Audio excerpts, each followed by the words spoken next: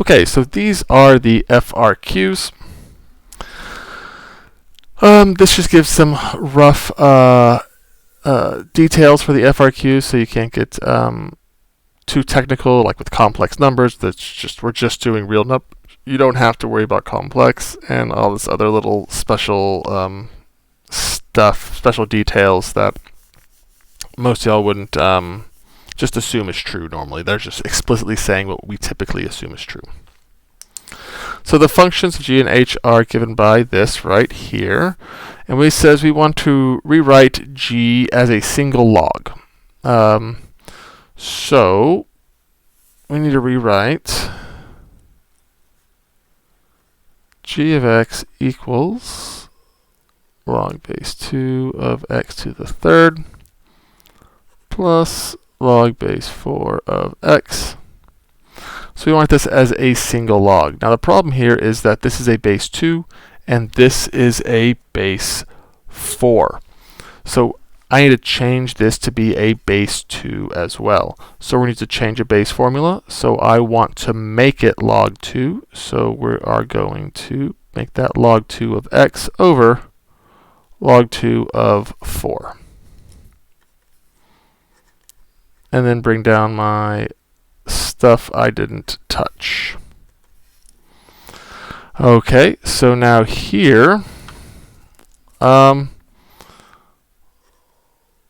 2, I'm going to go to a side here for a second. Log 2 of x over log 2 of 4.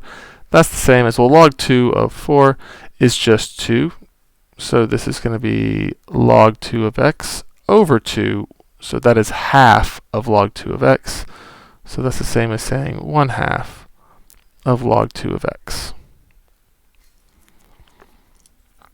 So this is the same. So we'll go up here and we'll say this is the same as log 2 of x to the third plus 1/2 log 2x. Then you can bring that coefficient up and in. So this is the same as log base 2 of x to the third plus log base 2 of x to the 1/2.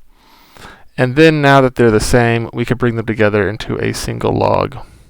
So we get log base 2 of x to the third times x to the 1/2. And when I have common bases, I add the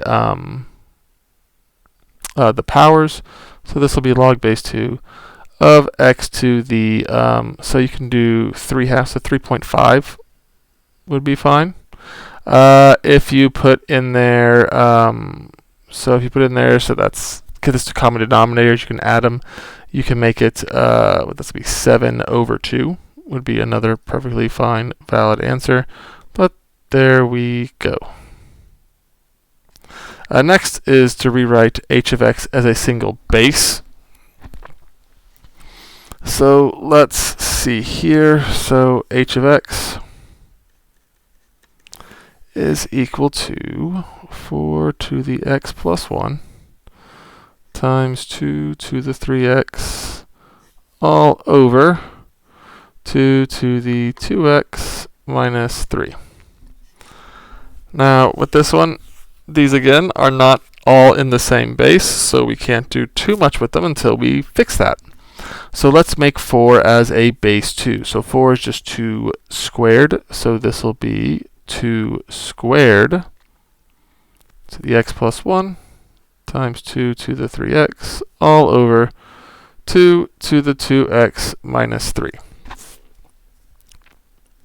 Now, we have a power to a power, so we're going to multiply these two powers together. So 2 times x plus 2 times 1.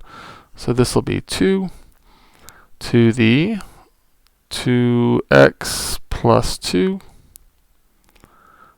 times 2 to the 3x all over 2 to the 2x minus 3. So now they are all the same base, and we can rewrite them as one power. So anytime you're multiplying 2, you're going to add these two powers together. So we're going to have 2x plus 2 plus 3x. And then if it's on the bottom here, we will subtract this entire power. So this will be minus 2x minus 3. And make sure you put those in parentheses because you do have to distribute that negative. So let's collect all our like terms here. So we have a 2x here plus a 3x, that's 5x, minus a 2x, so that'll be a 2 to the 3x, and then my constants, I have a 2, and then distribute that, will be a 3, so it should be 3x plus 5. There we go. Okay, part B. The function k is given by that function, 5 plus 6 log of base 4 of x. Solve for k of x equals 17. Okay. So we need to find k of x equals 17. So that just tells us that 17 is equal to 5 plus 6 log base 4 of x. So start by subtracting 5 from both sides to get 12 equals 6 log base 4 of x. Divide both sides by 6, and so we get 2 equals log base 4 of x.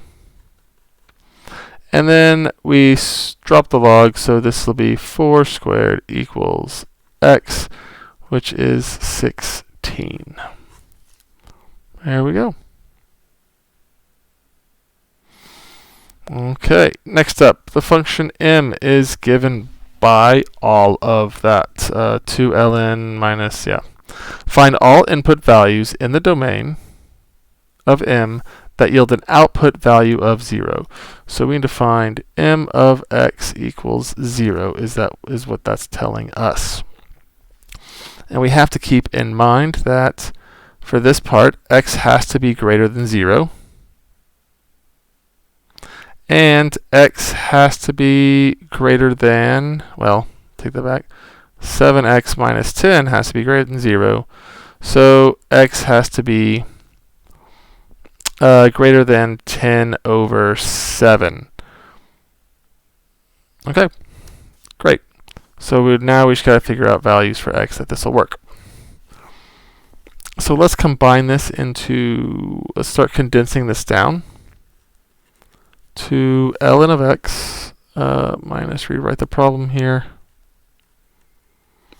7x minus 10.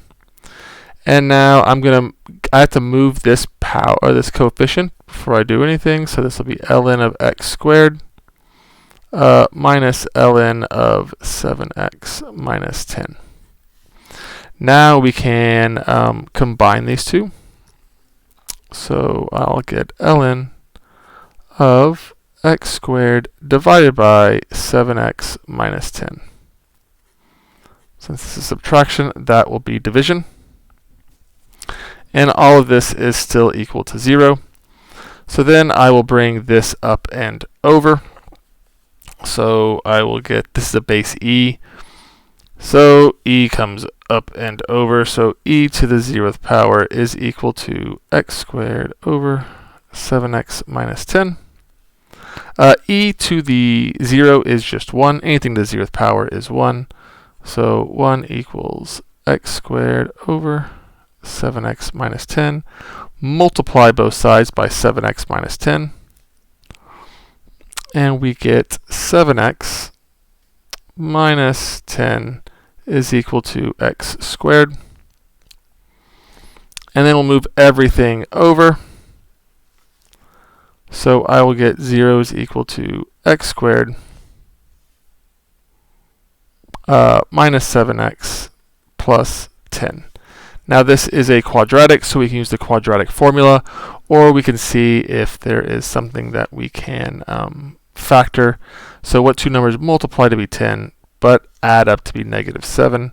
And so we should get x is x minus 2 and x minus 5.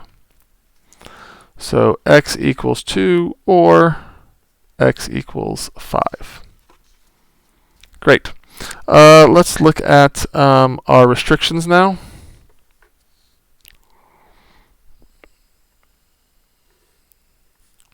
So I'm going to draw this up here. I had 0, so everything greater than 0 is fine.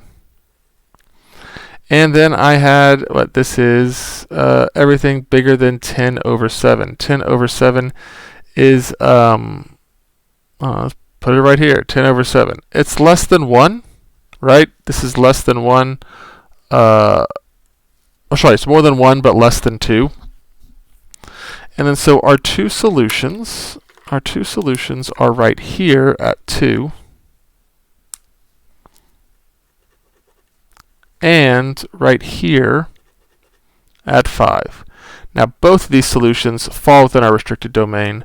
So in this particular case, we have two answers, x equals 2 or x equals 5. Okay, that concludes with that video.